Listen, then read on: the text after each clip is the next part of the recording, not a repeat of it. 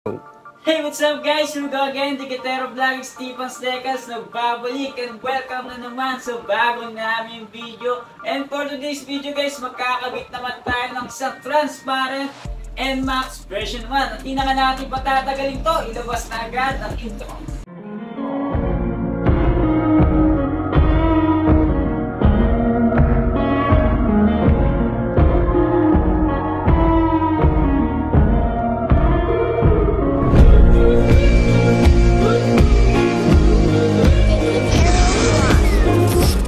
Hey, what's up guys? Here we go again, Dikitero Vlog X Stevens nagbabalik, and this time ang didikitan naman natin ngayon ay NMAX version 1. And ang klase ng sticker na ididikit natin sa kanya is transparent sticker. At ayan, dumadance mo po si Idol Kenneth, no? Napakaligalig mo. At ito nga ang NMAX version 1 ni Bossing, no? Sobrang gwapo tignan, no? All purple. Nabubulol pa si papa mo.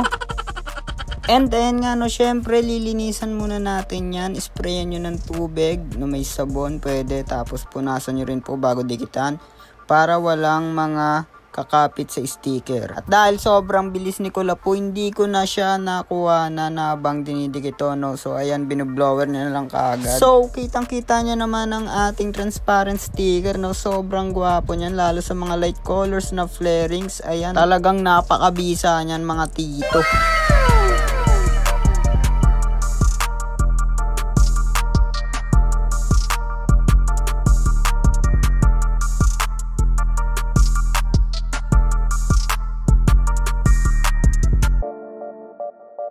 And nga pala, no, advice nga lang po sa mga magdidikit ng transparent, much better kung basahin nyo po ito, gamitin nyo ng tubig na may sabon para hindi dumikit ang mga bakterya. Hindi, charis. Mga dumi kasi yun. And after nyo malapat, no, gagamitan natin to ng squeegee at ng blower para matuyo agad ang ating sticker.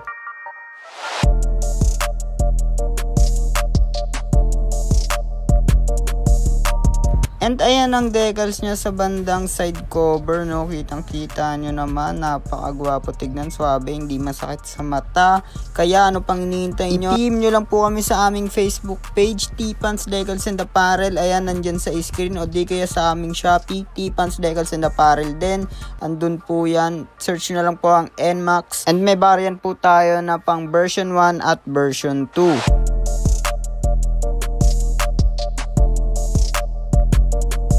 And ayan, no, kung nakikita nyo, ini-squeegee ni Kenneth. Ang purpose po niyan is para matanggal natin ang tubig sa loob at para mailapat natin ng maayos ang ating sticker, no? Walang bubbles, mga ganon, bla bla bla. And kung ma-encounter nyo naman yung mga ganitong case, no, kailangan nyo talaga ng blower dyan para mabilis ang pagdikit at para matuyo kagad ang ating sticker. Kung mapapansin nyo, no, pa-curve kasi yan, hindi na ini-squeegee, kaya ginamitan na lang ni Kenneth ng kamay at blower. Ayan, makikita nyo naman, lumalabas pa yung mga tubig-tubig na nasa loob ng sticker.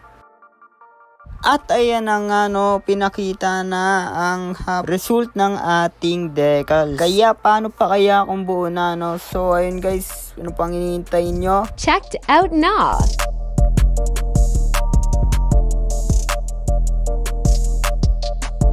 At ayan ang itsura ng ating transparent decals sa malapitan, no? Ang kinagandahan kasi nito sa transparent decals is kitang-kita yung inyong flarings, no? Yun yung lulutang na background ng ating sticker. Unlike sa glossy na meron talaga siyang background, no? So ayun, kung gusto nyo ng kakulay ng flarings nyo, much better kung i-transparent decals nyo na lang. And kung usapang transparent, di tayo papahuli dyan, no? Ilalabas natin yan sa ating video. Kaya pasukan mo na, Idol Kenneth.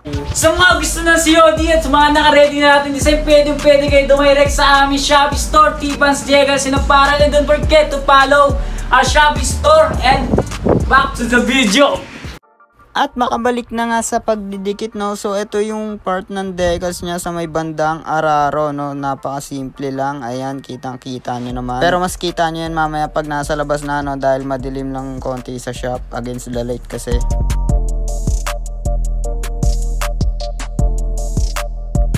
At pagkatapos natin sa araro, meron din tayo syempre sa tapalodo, pero ito lang yung maliit na nakalagay ay ABS, no? So ayan guys, meron din tayong transparent niyan nakasama.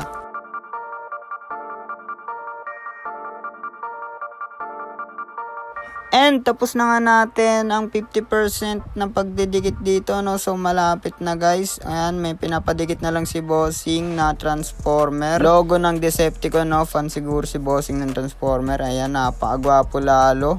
Transparent din po yan na pina-request ni Bossing.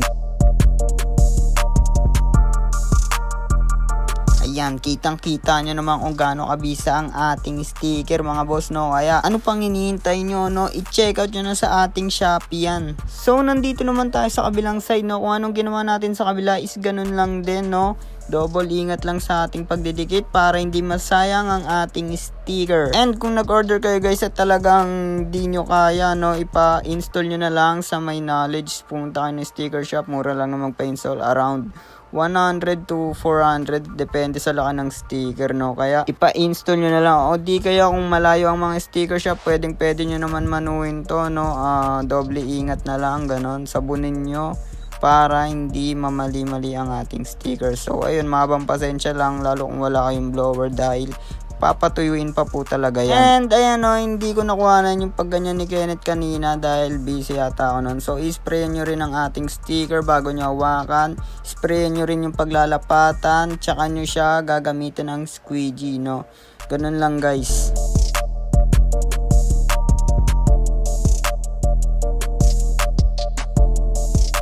At ayan, muntik pa makalimutan, no, meron din yung Yamaha, no. Kaya perfect na perfect yan sa ating NMAX version 1. Ayan na.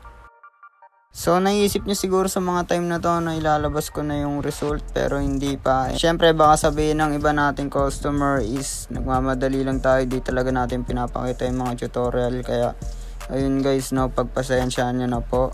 Ito po yung ating tutorial. Ipo-forward ko na lang po, no. Pwede na naman i-slow mo sa inyong mga YouTube. Ayun lang, maraming salamat po sa pag-unawa mga boss.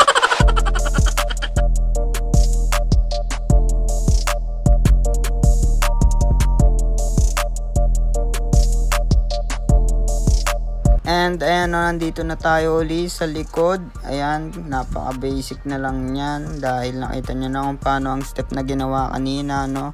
Basahin nyo yung sticker, basahin nyo rin yung paglalapatan, tsaka nyo siya ilapat at ipo-forward na natin yan.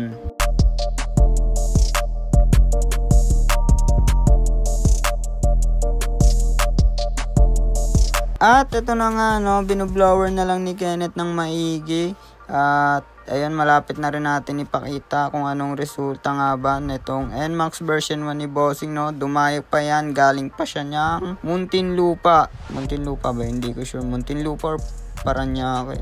Basta gano'n, nasa dalawa. At ayun guys, no, patunay lang yun na quality talaga ang ating decals dahil dinadayo pa tayo ng mga malalayo nating customer. At ito na nga ang last part, no, ang sticker logo ng Yamaha.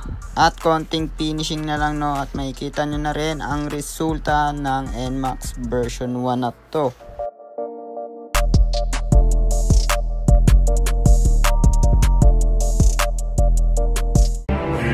Cyber God.